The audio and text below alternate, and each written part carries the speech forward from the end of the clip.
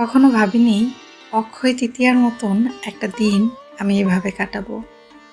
আমরা আমাদের ছোট্ট ছেলের হাত ধরে পৌঁছে গেলাম গ্রিসের আমাদের সেই শ্যাম মন্দিরে।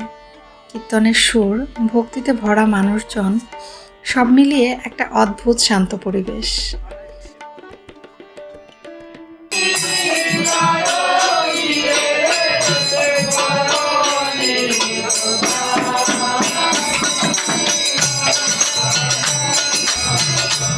আমি নিজের হাতে পায়েস রান্না করেছিলাম, আর সেই পায়েস ভগবানের ভোগ হিসেবে নিবেদন করা হলো।